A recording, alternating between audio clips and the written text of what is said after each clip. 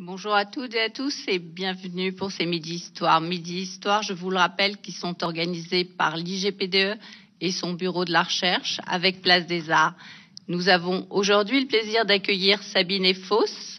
Sabine Effosse aujourd'hui va nous présenter son dernier travail et qui est publié dans la collection Histoire économique et financière de la France et qui s'intitule Le crédit à la consommation en France 1947-1967, de la stigmatisation à la réglementation.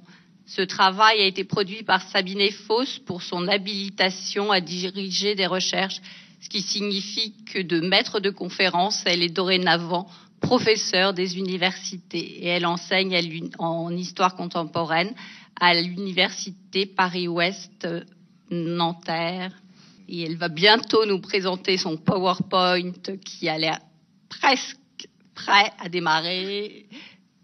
Cela va se faire. Et ensuite, elle aura 1h15 de communication. Comme vous pouvez le voir dans le petit dépliant qui a été distribué et qui est disponible à l'entrée, Sabine Effosse a déjà publié plusieurs ouvrages dans notre collection, et notamment sa thèse qui portait sur l'invention du logement aidé et donc publication de sa thèse, et ensuite elle a annoté des entretiens d'un grand directeur à Bercy, Roger Goetz. Mais vous trouvez toutes ces présentations dans le dépliant en question. Je vais donc laisser tout de suite la parole à Sabine Effosse pour qu'elle nous parle du crédit à la consommation qu'on connaît bien à Bercy, car on connaît surtout on connaît à la fois le crédit et aussi les dérives et les lois sur le surendettement. Voilà, je laisse la parole à Sabine Effosse. Merci. Merci Anne pour... je ne sais pas si vous m'entendez bien. Oui, ça va. Merci Anne pour cette présentation. Donc oui, effectivement, j'étais venue déjà, j'avais le plaisir de venir ici il y a 2 ans pour présenter mon travail sur le crédit immobilier. Et aujourd'hui, donc déjà, je vous remercie de votre présence et je vais vous faire part de mes dernières recherches sur le crédit à la consommation, qui est évidemment un sujet d'actualité, un sujet de société dont on parle régulièrement. Et je vais, dans cette présentation, dans la mesure du possible, faire des allers-retours passé-présent pour vous montrer que les enjeux de l'accès au crédit dès la construction du marché, dès la construction du marché du crédit à la consommation dans les années 50, ces enjeux se retrouvent assez curieusement avec une certaine pérennité au début du XXIe siècle, et notamment lorsqu'il y a eu la discussion de la loi Lagarde en 2010. Alors, mes recherches en général portent effectivement sur le crédit aux particuliers. Tout d'abord, le crédit immobilier, qui est le premier poste d'endettement des ménages, y compris actuellement. Puis, assez logiquement, je me suis intéressée au deuxième poste d'endettement des ménages, qui est donc ce crédit à la consommation, dans une étude plus générale qui vise donc l'analyse de l'entrée des Français dans le crédit bancaire moderne, entrée qui date de la deuxième moitié du XXe siècle. Alors, le crédit à la consommation est d'un usage relativement courant au début du XXIe siècle. En effet, aujourd'hui, entre 1/3 et 1/4 des ménages détiennent un crédit à la consommation. Alors en fait, c'était plutôt autour de 33% avant la crise de 2007-2008. Puis ce crédit est en légère régression puisque nous sommes plutôt autour de 26-27% des ménages qui ont un crédit à la consommation, donc en 2013. Alors, malgré cette diffusion assez générale de ce crédit dans la société française, il continue de susciter polémiques et controverses. En effet, le crédit à la consommation est un des éléments majeurs de nos économies contemporaines, mais il en est aussi un de nos talons d'Achille, puisque avec le surendettement, ce crédit a mauvaise presse. Donc les conditions dans lesquelles il est attribué questionnent régulièrement sa légitimité. Le crédit à la consommation est-il légitime ? C'est une des questions qui est le plus régulièrement posée. Parmi ces conditions de crédit et la remise en question de sa légitimité figure en premier lieu la question du prix de ce crédit, autrement dit du taux d'intérêt auquel il est consenti. Et c'est sans doute cette question des taux qui cristallise le plus de débats.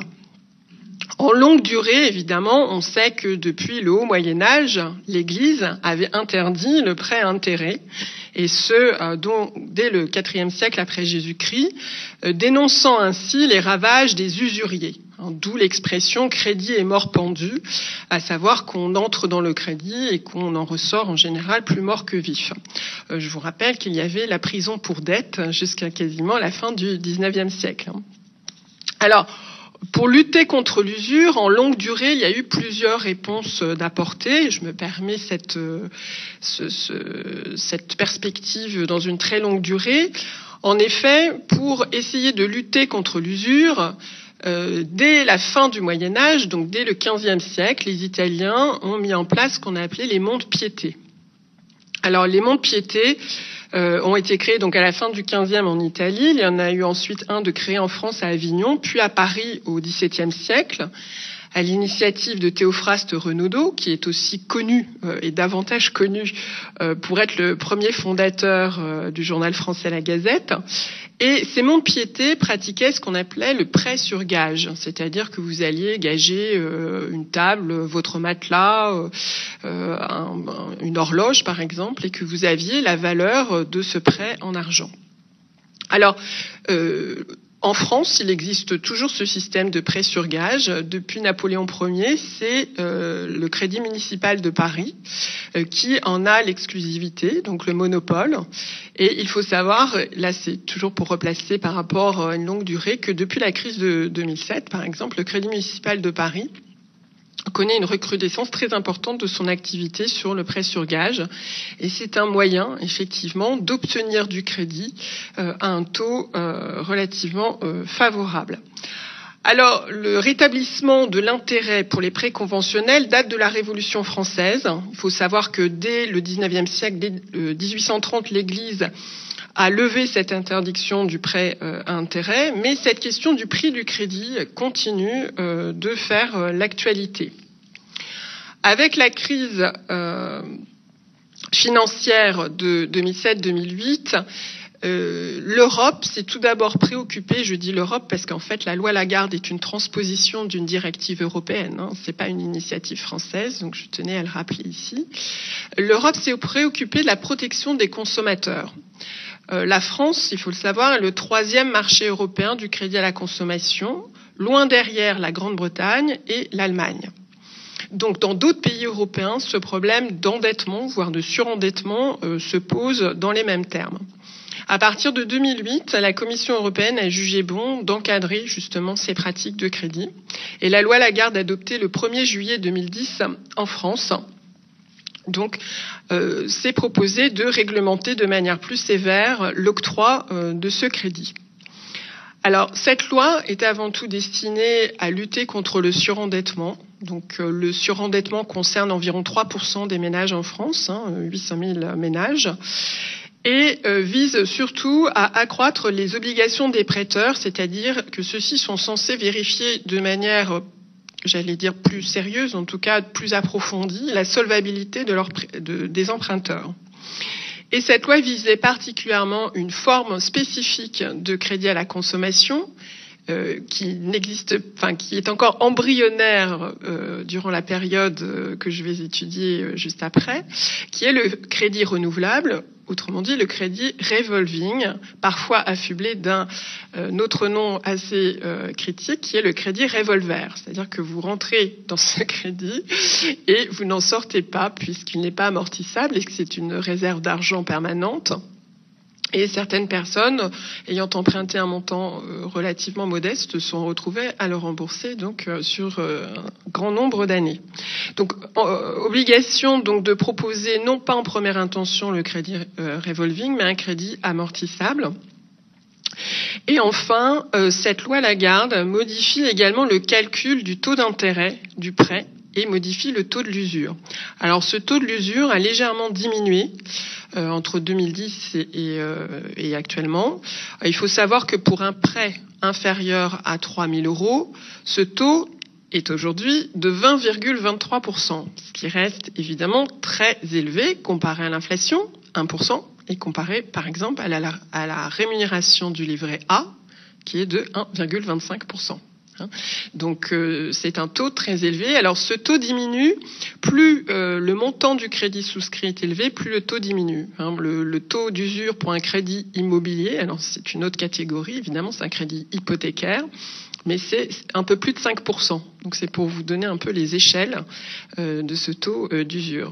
D'où évidemment une polémique assez importante sur le crédit à la consommation, puisque les prêts inférieurs à 3 000 euros sont ceux souscrits en général par des personnes relativement modestes, et finalement ce sont eux qui payent le plus avec ce taux proche de 20%. Alors la loi Lagarde a prévu donc d'abaisser régulièrement ce taux de l'usure, et surtout se voulait comme une volonté de rupture avec les pratiques donc qui existaient jusqu'alors. Et certains politistes qui ont étudié cette loi parlaient de bons crédits après la loi Lagarde et de mauvais crédits avant. Donc c'était, si je rappelle là le titre du journal économique Les Échos, ce dernier titrait au lendemain de l'entrée en vigueur de la loi. Alors la loi date de juillet 2010, mais son entrée en vigueur date du 1er mai 2011. Crédit conso, année zéro. C'était vraiment la volonté donc de repartir de zéro. Et la Banque Postale, dont vous voyez une publicité là, qui a eu l'autorisation de pratiquer le crédit à la consommation donc en 2010, a justement axé sa campagne de publicité sur ce crédit nouveau, quasiment ce crédit responsable, expression utilisée par un autre prêteur dont je vous parlerai tout à l'heure, qui est le CTLM, crédit donc qui se voulait en rupture avec les pratiques existantes, et donc ils ont utilisé comme visuel ce papillon sortant de sa chrysalide pour symboliser en quelque sorte le crédit à la consommation nouveau. Même si je ne poursuivrai pas la métaphore avec le Beaujolais. Mais en tout cas, c'était la volonté de réinventer le crédit à la consommation. Donc la Banque Postale a évidemment saisi l'opportunité de cette loi pour afficher des pratiques qui se voulaient plus responsables. Alors, cet état des lieux actuel nous permet de replacer donc le crédit à la consommation dans la longue durée, et surtout de voir ce qui existait avant, c'est-à-dire pourquoi la loi Lagarde insiste-t-elle autant sur ces nouvelles pratiques du crédit à la consommation. Et c'est ce qui m'intéressait de voir, c'est de voir comment les Français sont entrés dans le crédit à la consommation au niveau donc pendant les années 1950. Alors, première étape indispensable, c'est de définir ce qu'est le crédit à la consommation. Alors, le crédit à la consommation, si on le prend au sens large, il a quasiment toujours existé. Donc, on pourrait remonter, par exemple, au code d'Hammurabi, donc 2000 ans avant Jésus-Christ en Mésopotamie, ou encore le crédit à la consommation classique que vous avez peut-être vu, notamment chez les commerçants. La maison ne fait pas crédit, mais avant elle faisait crédit. C'était ce qu'on appelait communément l'ardoise. Alors, ce crédit ancien servait principalement à financer de l'alimentaire. C'était l'alimentation, et c'était un crédit en lien direct entre l'emprunteur et le prêteur étant la plupart du temps un commerçant. Donc c'est un crédit d'origine commerciale. Dans sa forme actuelle, le crédit à consommation que nous allons étudier aujourd'hui est un crédit à la consommation moderne dans sa forme bancaire. Donc il s'agit non plus d'une relation en duo, mais d'une relation à trois avec l'introduction d'un tiers entre le vendeur et l'acheteur. Donc, ce crédit à la consommation ne finance plus de l'alimentation, mais des biens durables ou semi-durables. Alors là, il faut y voir l'automobile, bien sûr. On verra que c'est une des origines majeures du crédit à la consommation, mais aussi tout ce qui est électroménager, voire financement de services comme le voyage, par exemple, et de temps en temps les études des enfants. Et ce crédit à la consommation a une durée comprise entre 6 et 24 mois. Alors, pour faire court et simple, on pourrait dire que le crédit à la consommation, en fait, finance toute dépense autre que l'achat d'un bien immobilier. C'est-à-dire qu'il se définit en fait par opposition au crédit immobilier hypothécaire. Il faut savoir qu'aujourd'hui, comme hier, au sein de l'encours du crédit à la consommation, vous avez les prêts qui financent la rénovation de l'habitat. Rénovation, amélioration, etc. Ça représentait déjà 40% des encours au début des années 1970. Donc c'est vraiment un crédit qui recouvre toutes les catégories hors crédit hypothécaire. Voilà. Alors, dans sa forme moderne, ce crédit à la consommation est distribué par un établissement financier ou une banque. Et bien évidemment, son développement est indissociable de l'essor des biens de consommation qui sont apparus avec l'industrialisation. Donc, par exemple, les premiers biens financés par ce crédit conso au XIXe siècle, c'est le textile, ce sont les meubles également.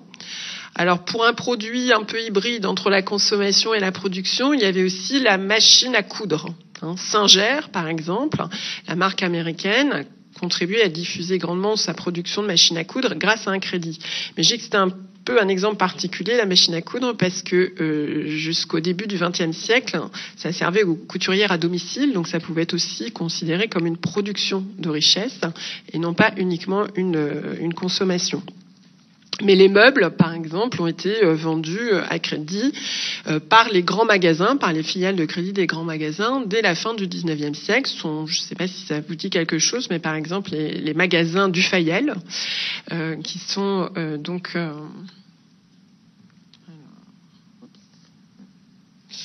qui sont assez connus, dont on trouve des traces dans le paysage urbain parisien.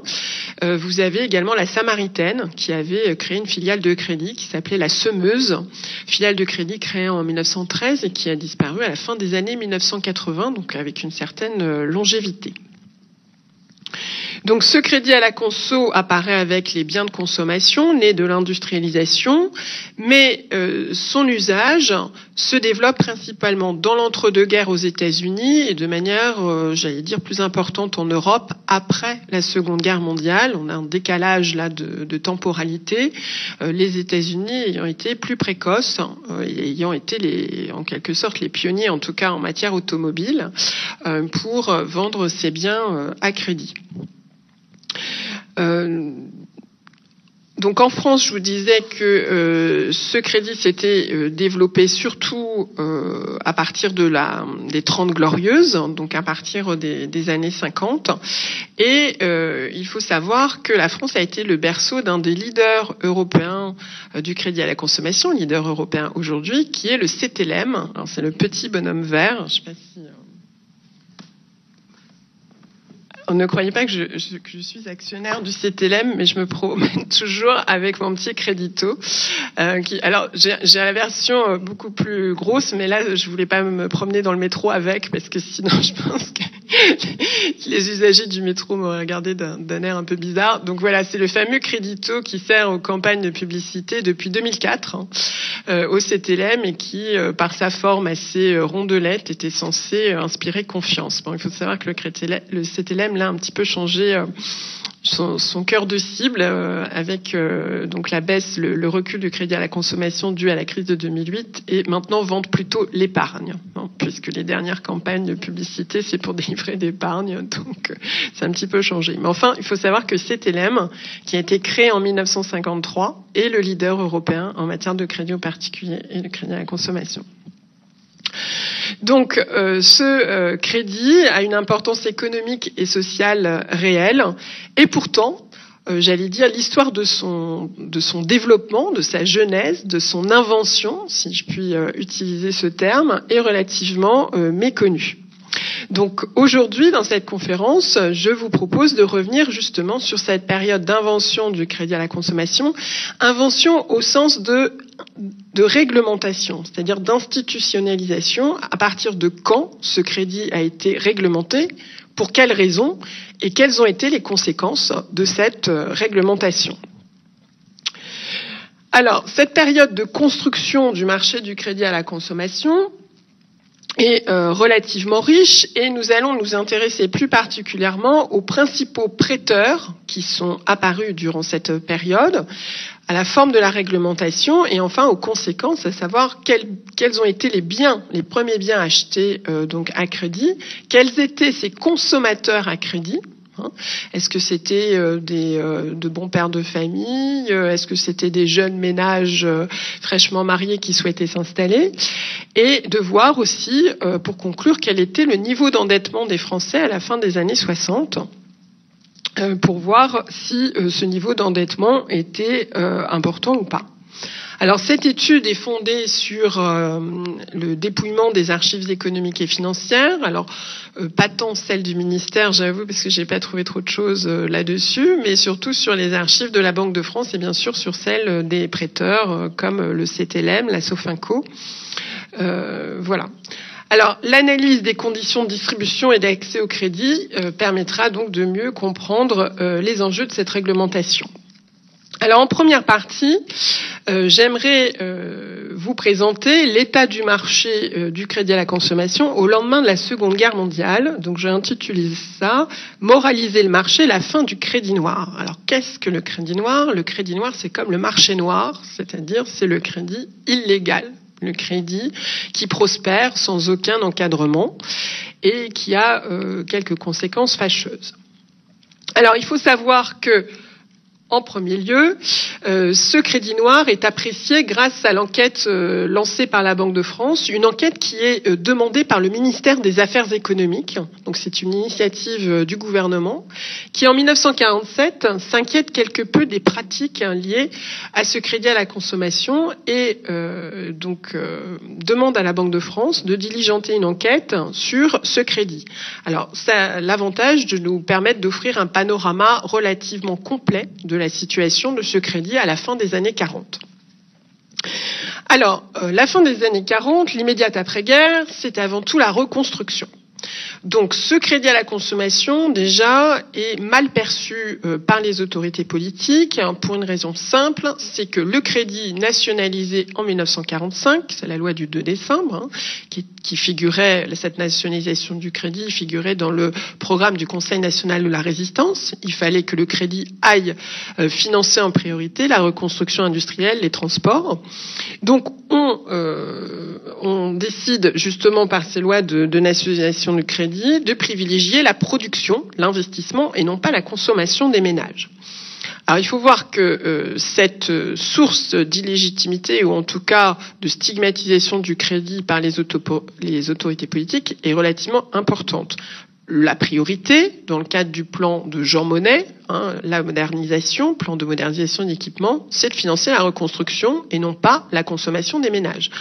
Alors la reconstruction qui n'est même pas immobilière, puisque y compris pour l'aide au logement, cette aide interviendra bien plus tard, au milieu des années 50. Vous avez tous en tête, j'imagine, l'appel de l'abbé Pierre. Donc jusque-là, c'est vraiment reconstruire les usines, reconstruire les infrastructures de transport.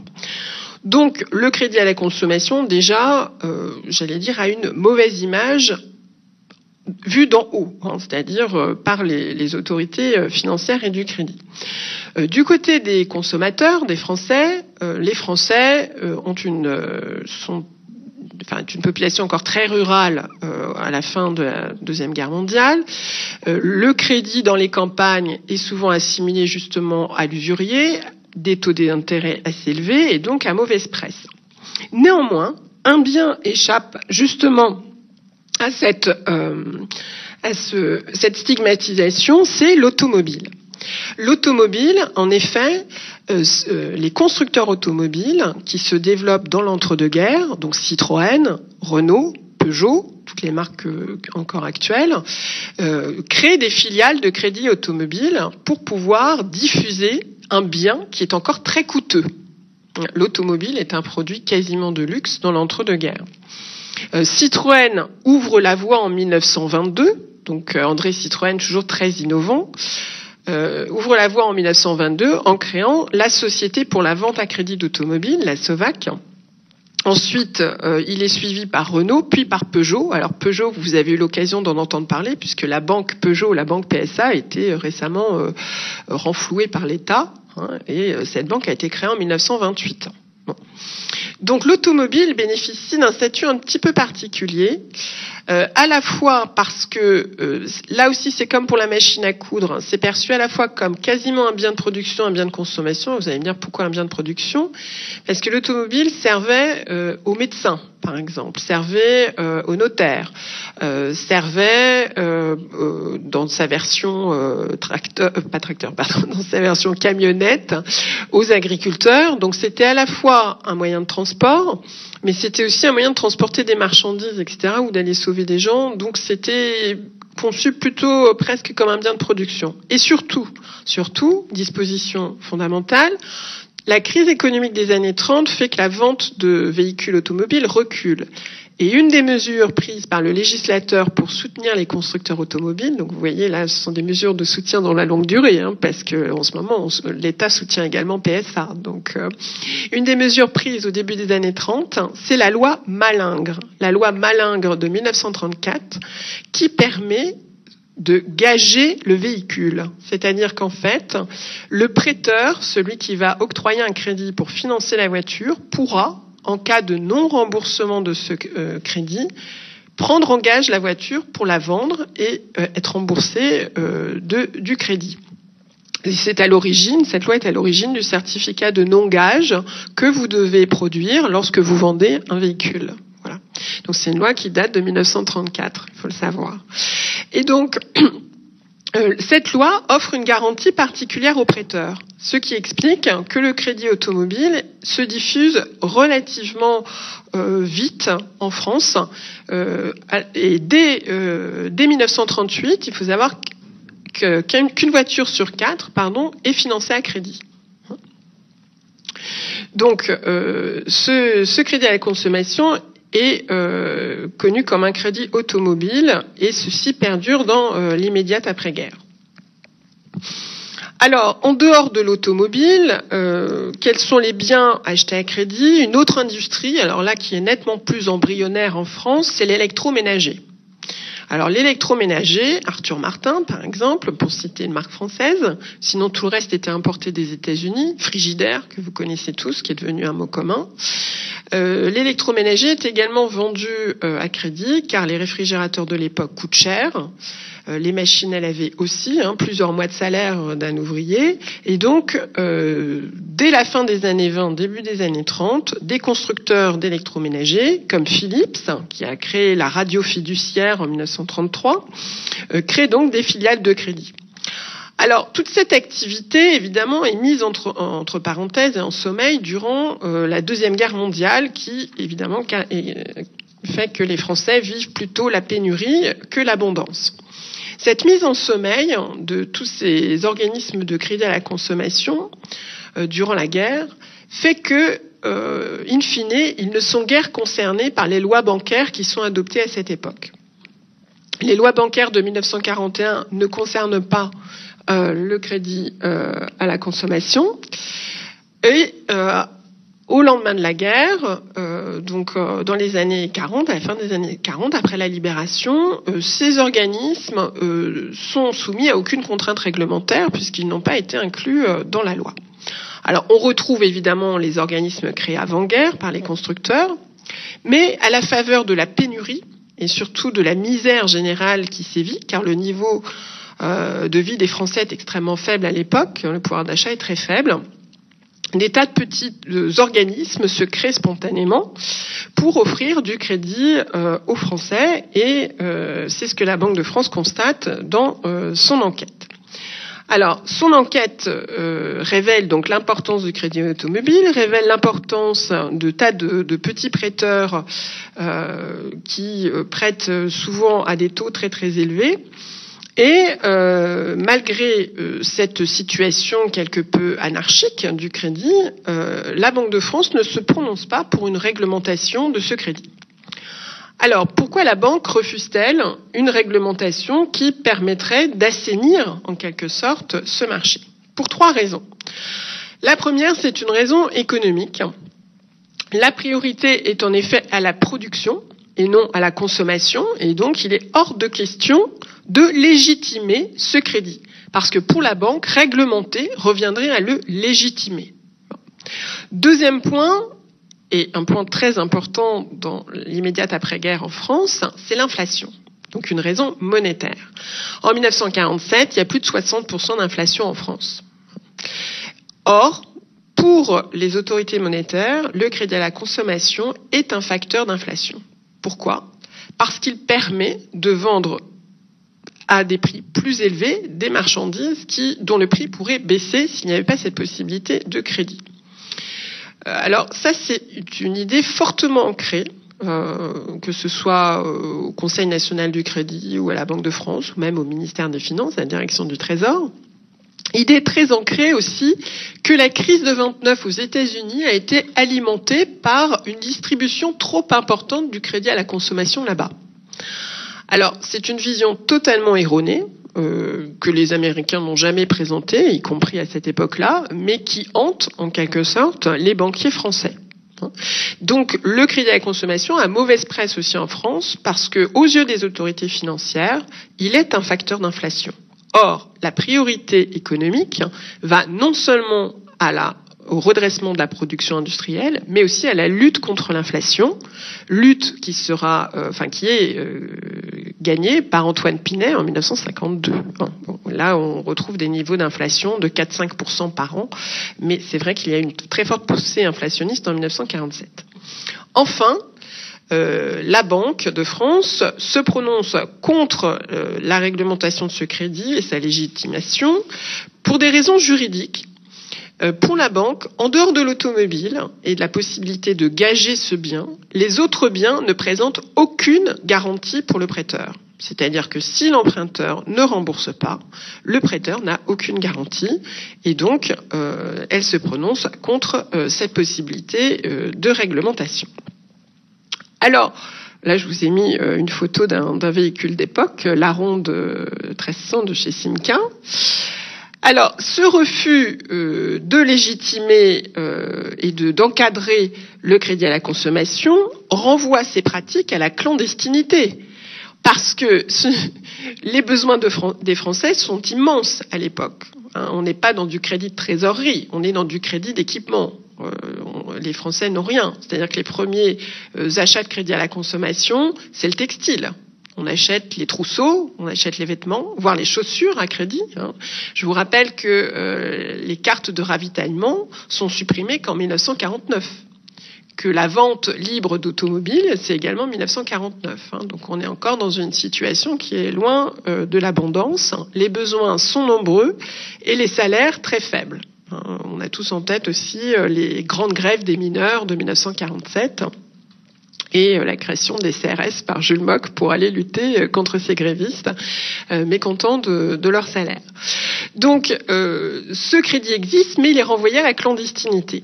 Alors, en matière d'exemple de crédit clandestin, de crédit noir, donc là, c'était pour vous montrer l'état des lieux de la misère en France, qui était encore un pays occidental à niveau de vie très bas. Le vélo Solex, par exemple, apparaît en 1946 et les deux roues remplaceront l'automobile tant que la production automobile française et les prix resteront élevés. Alors, un exemple de crédit gris, de crédit noir, ce sont les unions économiques de commerçants. Alors, ces unions économiques sont des groupements de commerçants qui sont apparus dès le début du XXe siècle en France, dans le Nord, autour de la région de Lille. Et elles ont eu pour objectif de lutter contre la concurrence des grands magasins parisiens, notamment, dont je vous parlais, qui avaient mis en place un système de crédit pour vendre leurs textiles et leurs meubles. Là, c'est pareil, ce sont des bons d'achat et elles ont une clientèle d'ouvriers et d'employés.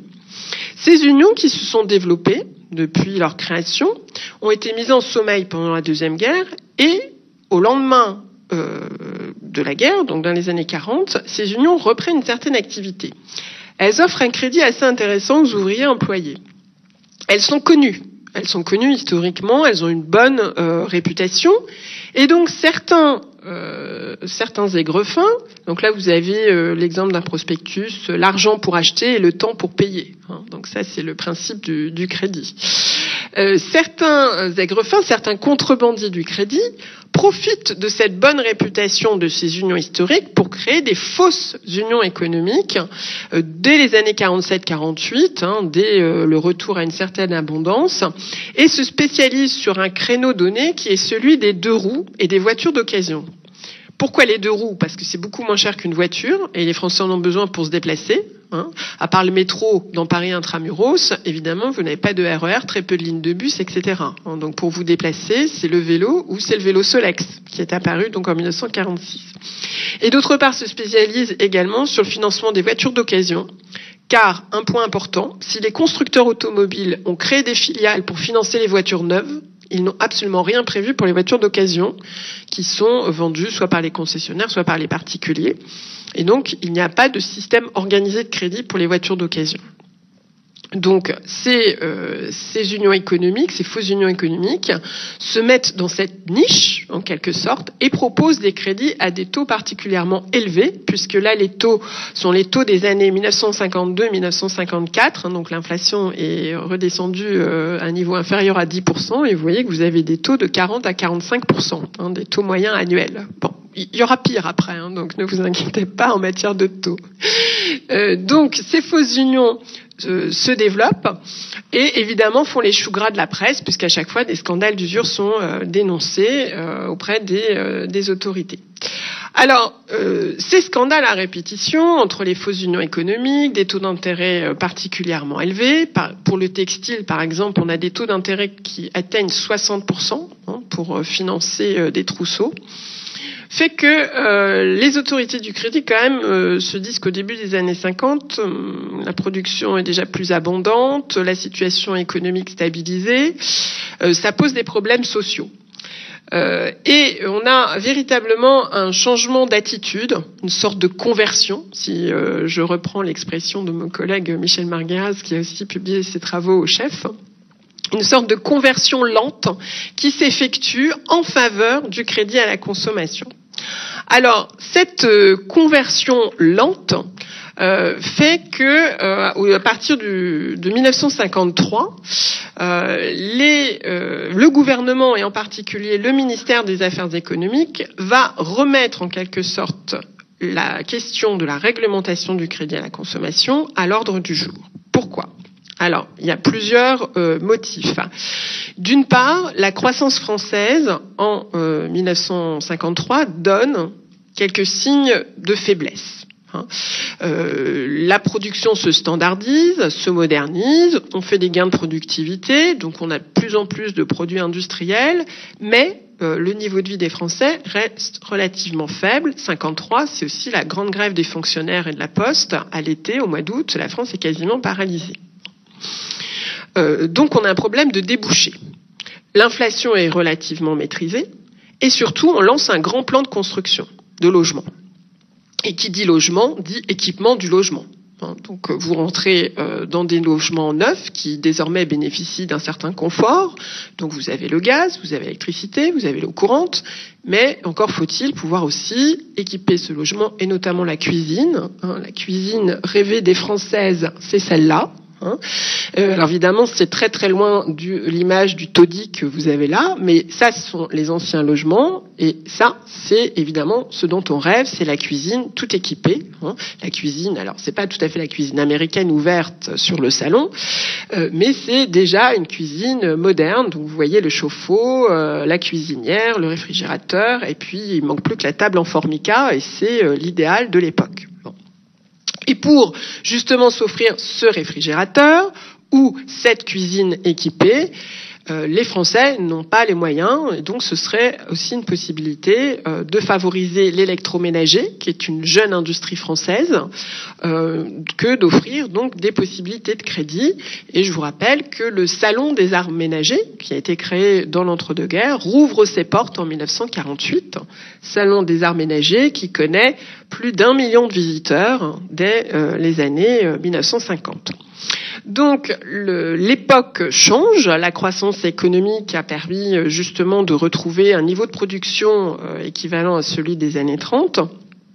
Et donc le gouvernement se dit que peut-être que ce crédit pourrait servir de levier à cette croissance. Et il va être stimulé dans ce sens, si je puis dire, par les constructeurs eux-mêmes, par les industriels, qui sont particulièrement soucieux des débouchés de leur production.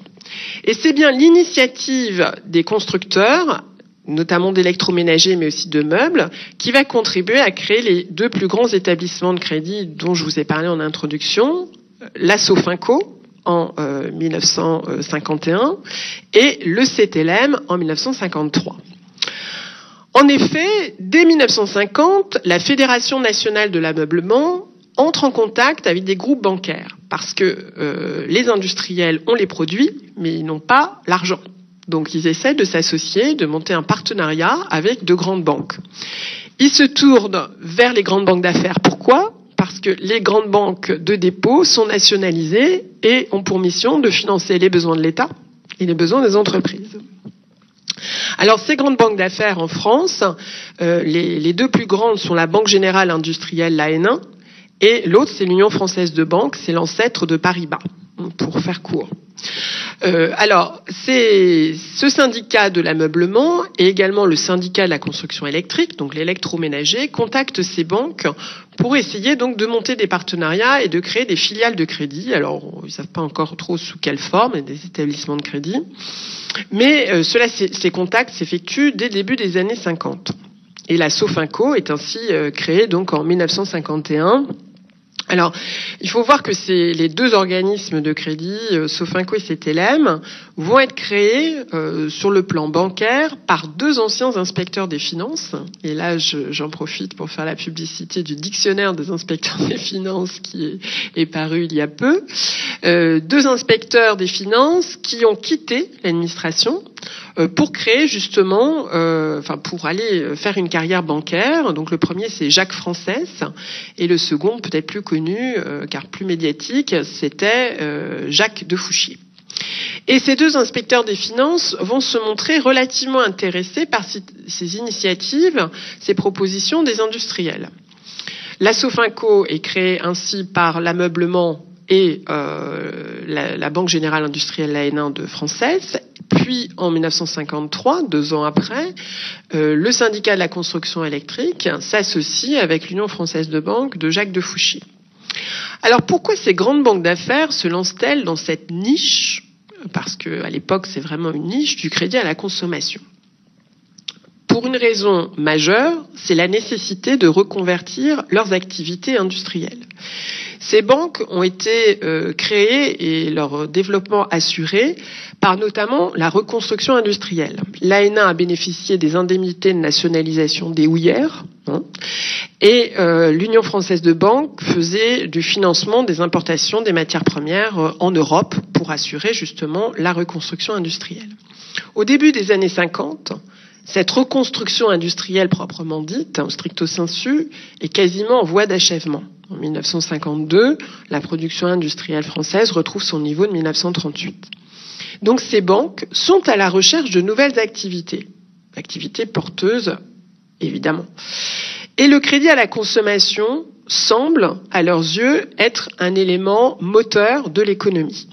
Alors il faut savoir que pour l'Union Française de Banque, pour celle qui va créer donc le CTLM, Jacques de Fouchier envoie un de ses proches collaborateurs aux États-Unis pour voir un petit peu ce qui se passe dans ce pays pionnier en matière de crédit à la consommation. Donc c'est un voyage d'études qui a lieu en 1952 et ce voyage d'études dure quasiment un mois. Et ce collaborateur, qui s'appelait Boris Meyrat, rentre en faisant part de son enthousiasme sur le développement du crédit à la consommation, évidemment, outre-Atlantique. Alors, de Fouchier a l'idée quand même d'adapter un petit peu les choses à la mentalité française et envisage ça sous un angle tout à fait favorable, mais il lui manque évidemment le sésame, c'est-à-dire l'autorisation d'exercer par les autorités financières. C'est comme aujourd'hui. Aujourd'hui, c'est l'autorité de contrôle financière. À l'époque, c'était le Conseil national du crédit. Et là, le bas blesse un peu.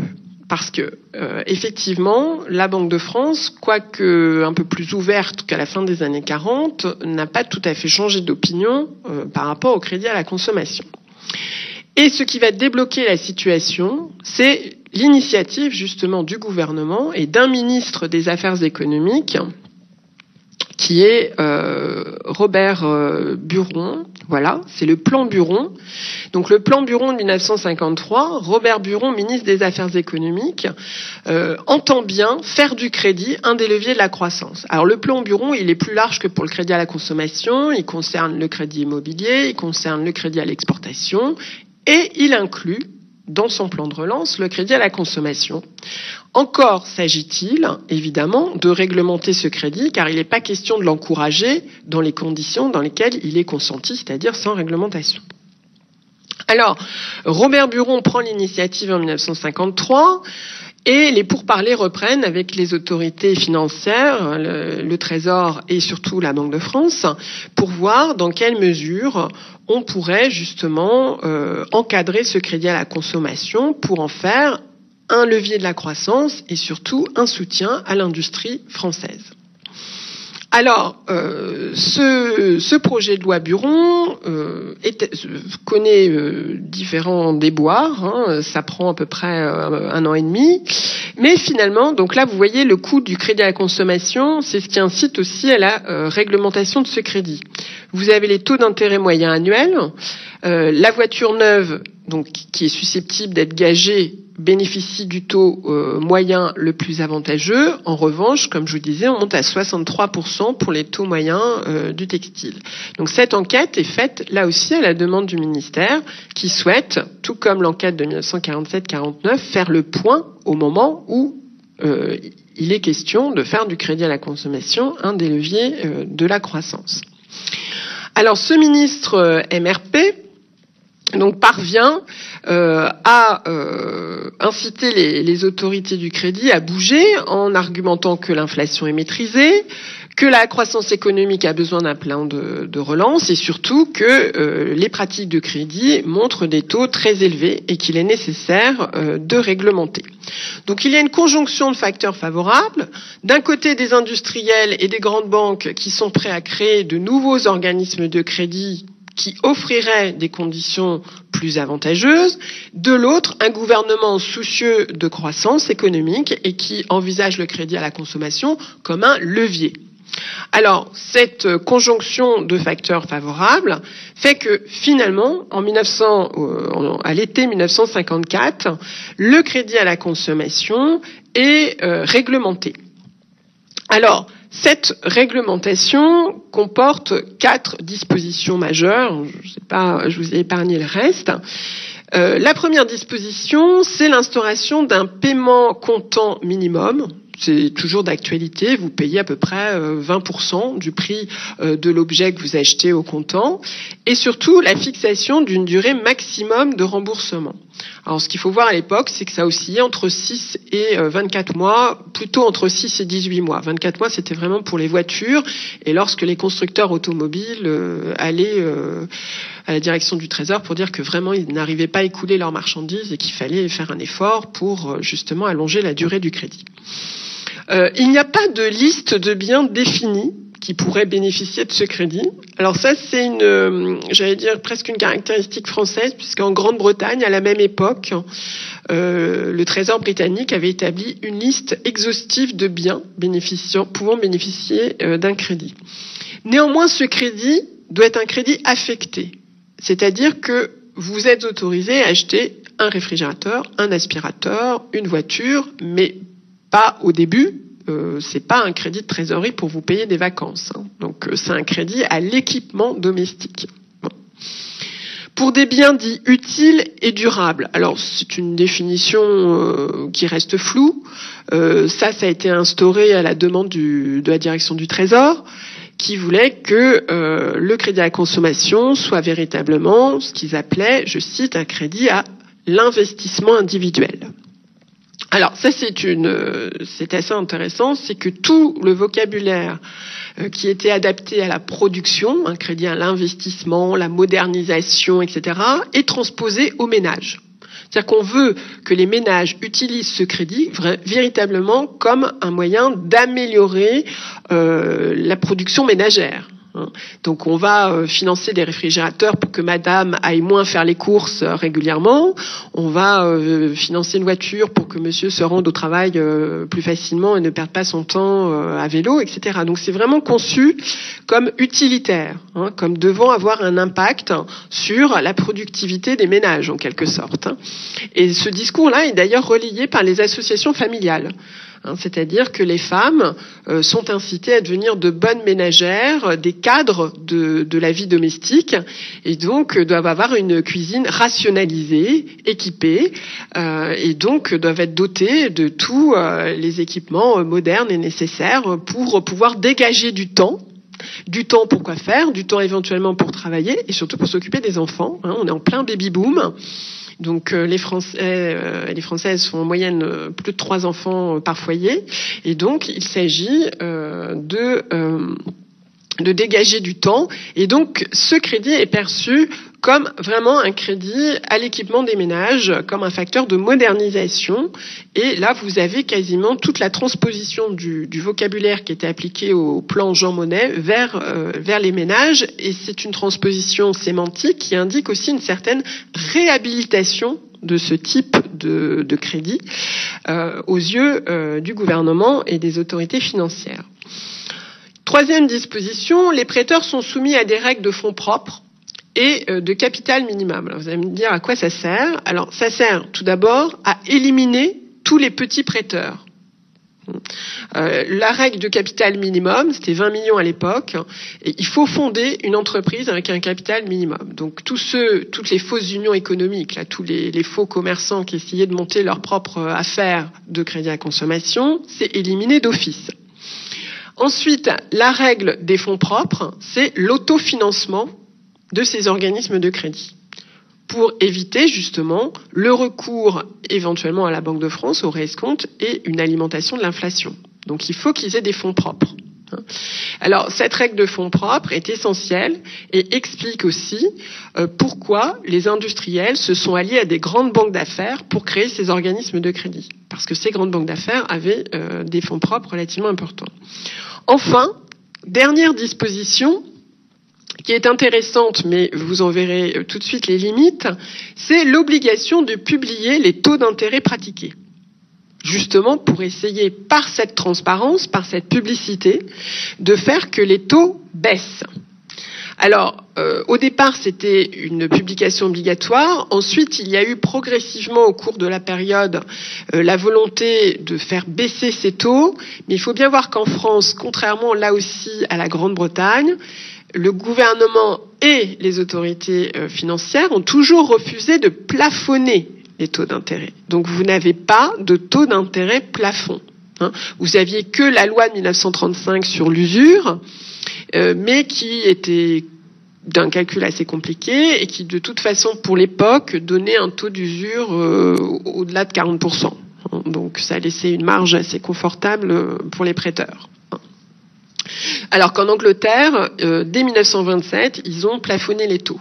Bon, ils ont abandonné cette mesure en 1974 et l'Angleterre aujourd'hui n'est pas un bon exemple puisque je lisais un journal suisse il y a peu et les prêts au quotidien, c'est-à-dire que vous pouvez emprunter de l'argent uniquement à la journée, les dernières enquêtes font apparaître des prêts à plus de 6000% par an. Donc en Angleterre maintenant il y a de nouveau de très gros abus. Mais là, en l'occurrence, pour la période qui nous intéresse et pour la France, donc l'obligation de publier les taux d'intérêt. Et il faut savoir que cette obligation a effectivement permis d'abaisser quelque peu les taux d'intérêt, et notamment la création donc des grands établissements comme le CTLM. Alors là, vous voyez une publicité du CTLM qui reprend cette idée d'un crédit utile. Donc vous voyez c'est la maison tirelire. Alors la maison tirelire, c'est un concept qui a été créé par le CTM dès 1953, dès sa fondation. Donc grosso modo, vous faites un crédit, mais c'est un investissement pour votre maison. Alors, et puis évidemment, c'est la femme qui bénéficie de l'équipement de son foyer. Et là, vous avez tous les produits qui peuvent être achetés à crédit, depuis le réfrigérateur, la cuisinière, le ballon d'eau chaude, la machine à laver, l'aspirateur. Alors ça, l'aspirateur, évidemment, maintenant, on l'a complètement oublié. mais je vais vous montrer. Voilà, c'était quand même un des premiers biens achetés à crédit dans les années 50. Donc là, c'est un Electrolux, c'est pas une marque française, mais vous avez le jeune couple ravi donc de posséder son aspirateur. Il faut savoir que au CTLM, le premier poste justement, le premier bien financé à la fin des années 50, c'est l'aspirateur. Après, on passe au réfrigérateur, mais l'aspirateur était vraiment le bien financé le plus important à la fin des années 50. Donc, une volonté de privilégier les gros prêteurs aux dépens des petits et de faciliter une concentration du marché pour faire baisser les taux. Une volonté de donner la priorité à l'équipement domestique et surtout une lutte contre l'usure, mais relativement modérée, c'est ce que je vous disais, puisque finalement, il n'y a pas de plafonnement des taux. Donc voilà pour les éléments essentiels de cette réglementation. Alors, cette réglementation, dans quelle mesure elle a facilité l'usage du crédit à la consommation? Est-ce qu'elle a influencé durablement ce marché naissant du crédit? Alors, dans un premier temps, les nouveaux établissements crédits qui ont été créés, donc CTLM qui a reçu l'autorisation d'exercer dès sa création en 53 et la SOFINC en 54, il leur faut surtout conquérir la clientèle, conquérir les Français. Alors, attention, tout de suite, il faut éliminer les idées reçues. Dans les années 50 et 60, l'organisme de crédit n'est pas en contact direct avec l'emprunteur. C'est-à-dire que M. Dupont ou Mme Martin ne connaît pas le CTLM ou ne connaît pas la Sofinco. M. Dupont ou Mme Martin ne connaît que le vendeur qui va lui vendre sa machine à laver ou son aspirateur. Le crédit à la consommation à l'époque se fait sur le lieu de vente. Donc dans la boutique, dans la quincaillerie, chez le plombier ou chez le concessionnaire, mais absolument pas dans les organismes de crédit. Et là, pour ces organismes de crédit, en fait, leur première clientèle, ce sont les vendeurs. Il faut qu'ils se constituent un réseau, d'où l'importance de la formation de ces vendeurs, car un adage dit qu'un bon vendeur fait un bon crédit. Autrement dit, si le vendeur se trompe dans les éléments d'appréciation de la solvabilité de l'emprunteur, évidemment, rien ne va plus. Et surtout, il faut enseigner à ces vendeurs la technique de la vente à crédit. Et par exemple, pour le prix, c'est le fait de parler de mensualité, toujours, et jamais de taux d'intérêt. Alors pour la petite histoire, il y a une enquête récente du journal Le Monde, quand j'ai récente, je crois que ça date d'il y a un mois, qui a montré l'insuffisance notable des Français en matière d'éducation financière. C'est-à-dire que les Français ne savent pas calculer un taux d'intérêt. Ils ne savent pas mesurer non plus l'impact de l'inflation sur leurs achats. Ils ne savent pas calculer non plus le rabais des soldes. Bon. Donc là, 7 Français sur 10. L'enquête a été menée. Je vous ai pas mis le lien, mais vous regardez, c'est dans le journal Le Monde, c'était il y a un mois ou deux. Donc, et enfin, il faut maîtriser les impayés, et on assiste donc au début du scoring. Alors, en matière de formation des vendeurs, il faut susciter la demande de la vente à crédit, mais aussi limiter les risques. Alors là, vous voyez, crédit est mort pendu. Donc c'est la crainte de l'avenir. C'est-à-dire que l'emprunteur va toujours dire non, mais je préfère épargner d'abord et acheter au comptant plutôt que de payer à crédit, car le crédit est un risque. Je risque de m'endetter trop et de ne pouvoir rembourser. Alors là, conseil du CTLM, facilitez votre attaque à crédit, ça c'est les conseils prodigués aux vendeurs, et il faut rester dans un domaine connu et surtout banaliser le crédit et rassurer l'emprunteur. Donc là, vous voyez que la maison CTLM, en fait, permet au pendu de rester vivant puisque, justement, elle le soutient. Donc ça, c'était un élément majeur. Rester dans un domaine connu pour la clientèle rurale, c'est par exemple dire à la fermière que son téléviseur, ça représente 11 kilos de beurre. Enfin, les mensualités pour son téléviseur, c'est 11 kilos de beurre, ou c'est 10 lapins. Donc voilà, donc il faut rester dans un domaine connu et toujours parler de mensualité et jamais de taux d'intérêt qui est une notion beaucoup trop absconse pour les consommateurs. Il faut aussi bien connaître les besoins de son client. Donc vous voyez la ménagère qui essaye de nourrir tous ses enfants et donc il lui faut un réfrigérateur d'une certaine capacité pour éviter d'aller faire les courses quotidiennement. Alors cette affiche là de l'infirmière, donc pour payer son téléviseur, pour évaluer la mensualité, c'est une affiche du CTLM, hein, et ce sont des arguments de vente qui ont été prodigués donc aux quincailliers, aux commerçants qui vendaient. Donc vous aviez un bréviaire, une sorte de bréviaire, hein, c'était le guide du vendeur. Et le vendeur, on lui disait, voilà, il faut que tu présentes les choses comme ci, comme ça, que tu donnes un prospectus, que tu leur dises de revenir entre telle heure et telle heure. Voilà, surtout ne pas les effrayer en parlant de taux d'intérêt, de choses compliquées. Il faut rassurer. Alors, il faut rassurer le client, mais il faut aussi s'assurer de sa solvabilité. Donc là, c'est aussi un deuxième enseignement auquel s'attachent les organismes de crédit. C'est faire comprendre aux vendeurs que s'assurer de la solvabilité du client, c'est un élément majeur du crédit. Alors à l'époque, ce qui était le plus demandé, donc les critères de sélection des dossiers, c'est le salaire. Donc souvent un coup de fil était passé, alors bon, le téléphone était encore d'une diffusion assez limitée en France dans les années 60, mais c'est appeler l'employeur pour être sûr que monsieur untel est un bon travailleur et pourra rembourser son crédit. C'est s'assurer que monsieur est un bon locataire ou un bon propriétaire. Il y a des catégories socio-professionnelles qui sont à privilégier, évidemment les employés et les cadres. Salariés. Le nombre d'enfants, le nombre d'enfants, c'est régulièrement cité par les prêteurs. Plus il y a d'enfants, plus le crédit va être mauvais. C'est-à-dire, plus les difficultés de remboursement vont être grandes, parce que les enfants, ça coûte cher, qu'ils peuvent être malades, que ce sont des soucis, qu'on va oublier de payer les traites, etc. Donc ça, c'est régulièrement mentionné. Le montant de la mensualité, bien évidemment. Alors, il faut voir que pour les organismes comme le CTLM, plus la mensualité est faible, plus le crédit est dangereux. Parce qu'en fait, les gens risquent d'oublier puis de se dire, de toute façon, c'est pas grand-chose, je pourrais payer le mois prochain. Donc finalement, il vaut mieux rembourser une voiture. Le crédit automobile est beaucoup plus intéressant. Ensuite, le type de bien financé.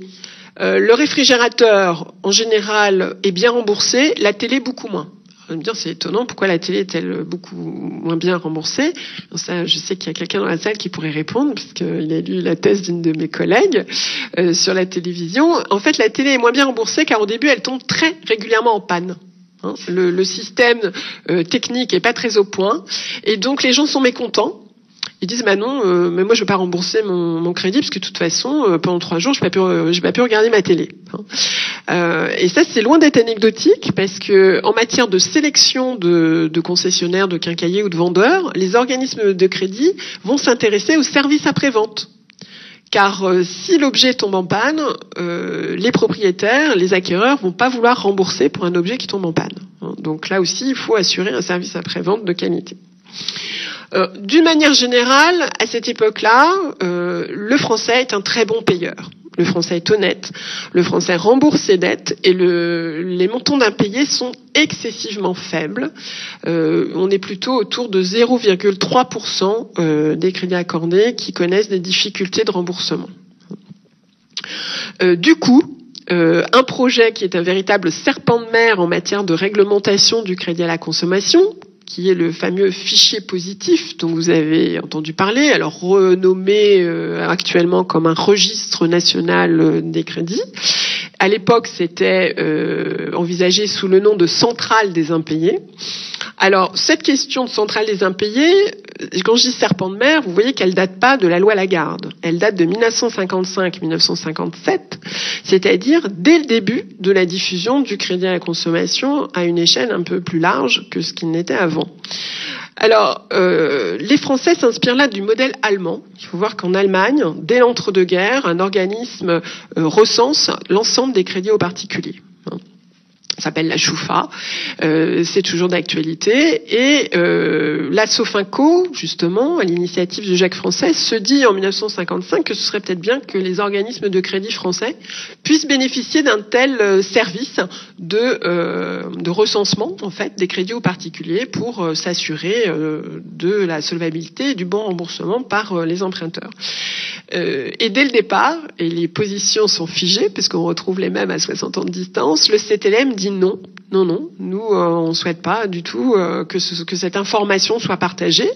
On a des listes de mauvais payeurs. Le CTLM est aussi un organisme qui s'informatise très précocement dès les années 60, et donc il y a une volonté de préserver en fait son fichier client et de ne pas partager l'information.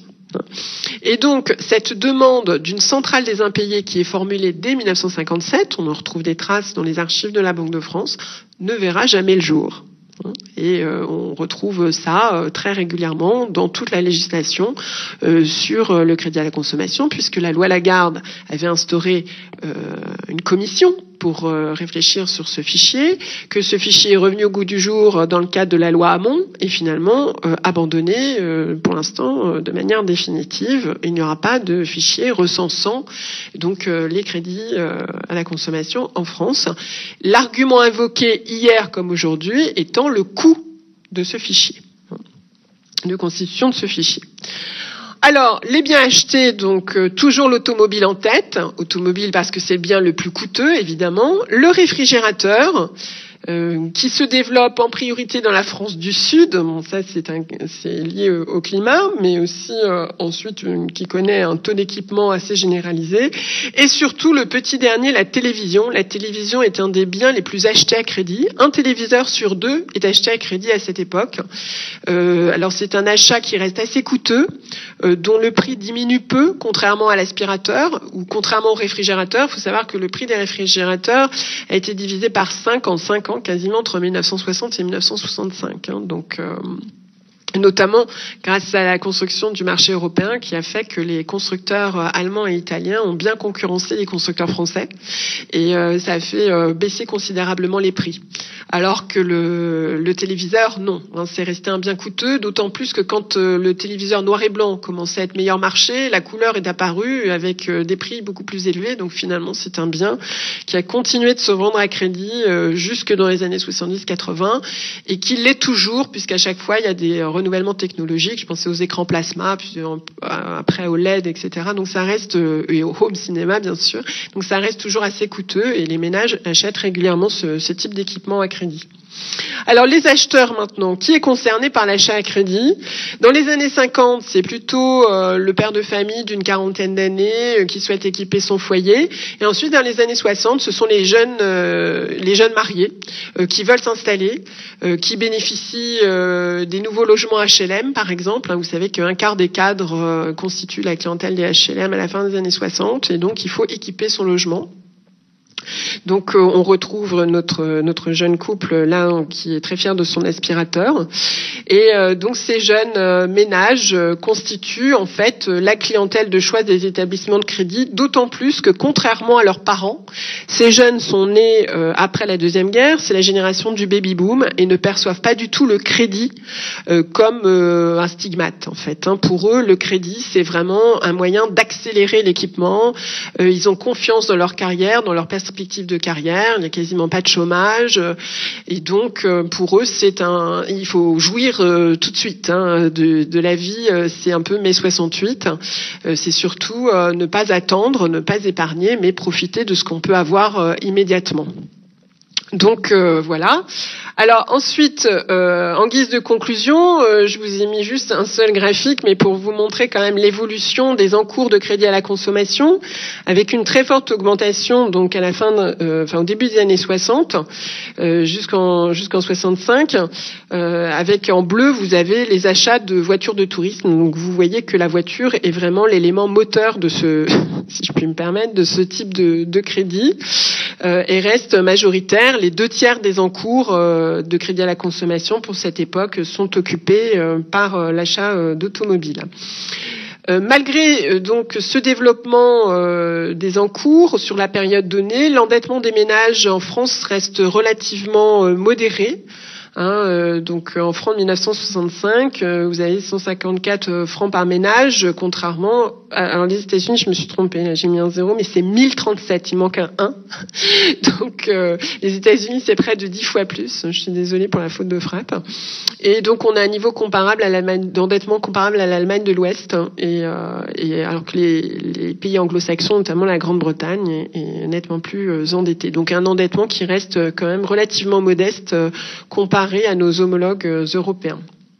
Alors, en guise de conclusion, donc, j'aimerais souligner le fait que cette réglementation a certes permis une diffusion, j'allais dire, dans des conditions plus avantageuses du crédit à la consommation, mais que malgré tout, ce développement est resté relativement limité en France. Et ça, c'était une volonté délibérée des autorités financières qui ne souhaitaient pas faire de ce crédit, que ce crédit augmente de manière trop considérable. Cette réglementation a également favorisé indéniablement la concentration des prêteurs, c'est-à-dire qu'il faut voir qu'en matière de voitures, vous, grosso modo, vous avez 3 organismes de crédit qui fournissent 80% des crédits. Donc un marché très concentré à l'époque parce que ce soit la direction du Trésor ou la Banque de France, ils trouvaient que c'était plus facile d'en surveiller quelques-uns que d'en surveiller beaucoup. Et que c'était aussi un gage, ces nouveaux prêteurs s'étant engagés à diminuer leurs conditions de crédit. Il faut voir que quand le CTLM s'est créé, les premiers tarifs, les premiers barèmes qu'il offrait aux particuliers étaient globalement inférieurs de 25% à ce qu'on pouvait trouver chez d'autres prêteurs. Donc, ils ont privilégié, la réglementation a délibérément privilégié les plus gros prêteurs aux dépens des petits. Enfin, cette réglementation a eu un impact relativement limité sur les taux. Là, je vous ai pas mis un tableau qui figure dans mon ouvrage, mais qui montre qu'en fait, les taux d'intérêt français à la fin des années 60 restent quand même supérieurs à ce qu'on peut trouver ailleurs en Europe.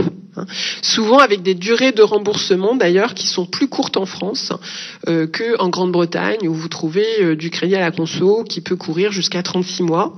Sachant que la Grande-Bretagne a une autre spécificité que je n'ai pas du tout évoquée ici, c'est la location-vente, par exemple, le leasing, qui évidemment n'est pas du tout pour les particuliers encore à cette époque-là, ça se développe juste après. Donc une réglementation qui privilégie les gros prêteurs, qui finalement pèse sur les taux, mais pas tant que ça, et qui donc aboutit à un développement réel, mais quand même relativement modéré du crédit à la consommation.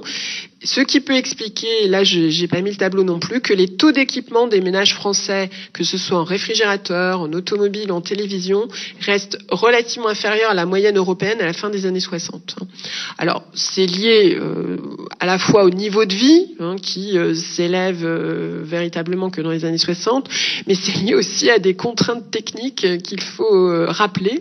C'est qu'en matière d'électroménager, il faut une puissance électrique suffisante, et que EDF a tardé à fournir les particuliers en courant, en puissance relativement importante. L'opération compteur bleu, par exemple, qui permettait d'avoir à la fois une télévision, un réfrigérateur, une cuisinière électrique, etc., c'est 1963, et la généralisation de cette puissance électrique suffisante pour les particuliers s'effectue dans les années 60.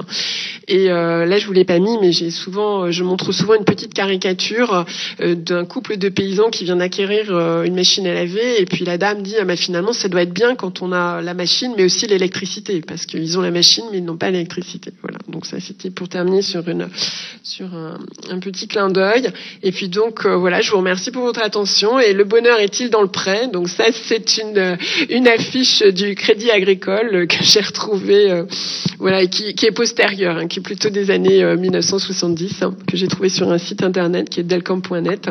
Et donc le bonheur est dans le prêt, voilà. Donc c'est la jeunesse qui s'amuse dans des véhicules américains, et c'est les prêts-projets du Crédit Agricole. Parce que les banques font du crédit à la consommation en font un tout petit peu au début des années 60 et surtout à la fin des années 60 avec la déréglementation, le décloisonnement bancaire dû à Michel Debré en 1966. Donc voilà, j'espère que ma présentation vous aura apporté quelques éléments nouveaux et je vous remercie pour votre attention. J'avais juste deux petites remarques et puis une question. Tout d'abord, le titre que vous utilisez de la stigmatisation et la réglementation me fait penser qu'aujourd'hui on a un peu les deux, c'est-à-dire qu'on a la réglementation ou la stigmatisation dans la réglementation, puisqu'on n'a jamais autant réglementé ce secteur d'activité. Je crois qu'on en est à une dizaine de lois en moins de 20 ans, et pour autant la stigmatisation continue. Madame, dans son introduction ou vous-même au début, c'est vrai qu'on associe tout de suite le surendettement au crédit à la consommation, alors que l'enquête enquête de la Banque de France hier qui est sortie sur la typologie du surendettement en France fait valoir que 15, 20, 25% d'excès de crédit sont présents dans les plans aujourd'hui de surendettement et qu'on peut même observer plus de 40-45% de redépôt. Et je peux vous confirmer que la plupart de ces clients ou anciens clients qui ont connu des accidents de la vie n'étaient certainement pas dans ces situations au moment où ils sont venus nous trouver pour qu'on analyse et qu'on octroie leurs prêts.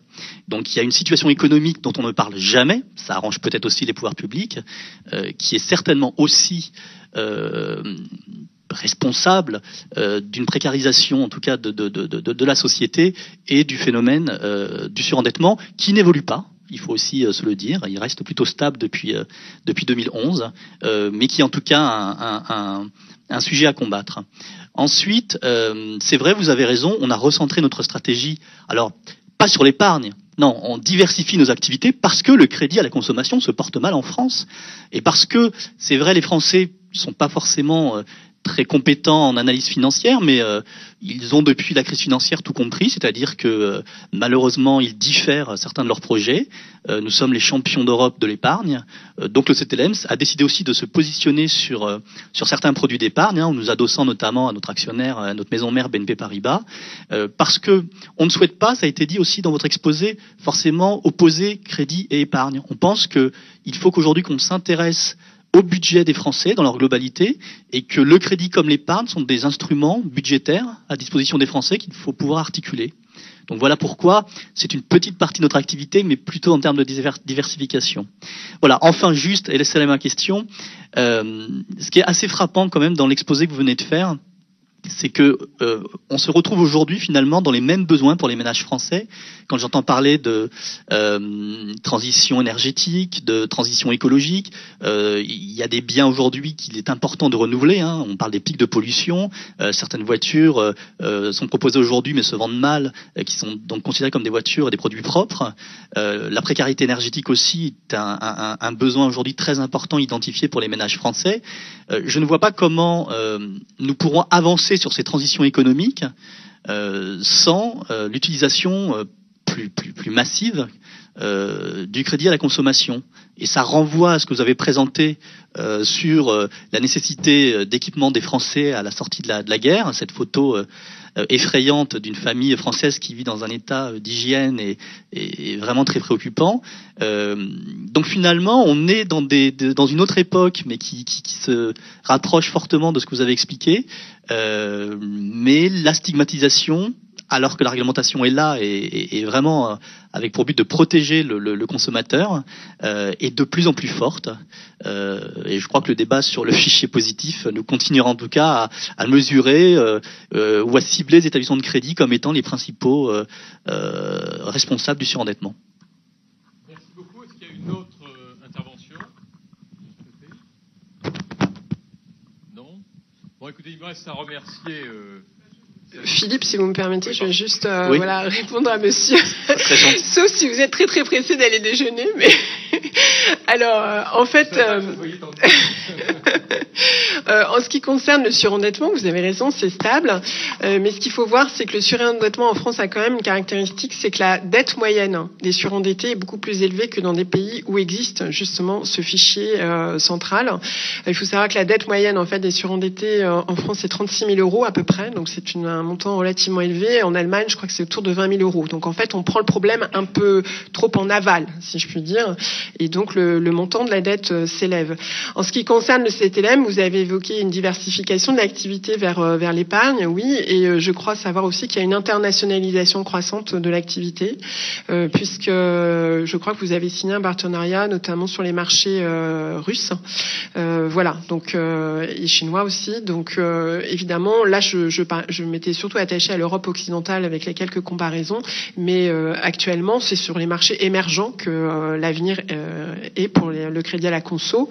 Quant à la transition écologique, etc., oui, effectivement, la possibilité d'avoir du crédit. Alors le crédit automobile est le crédit qui connaît des taux, les taux les plus faibles. Donc je pense que c'est un vecteur qui pourrait inciter les Français à renouveler le parc.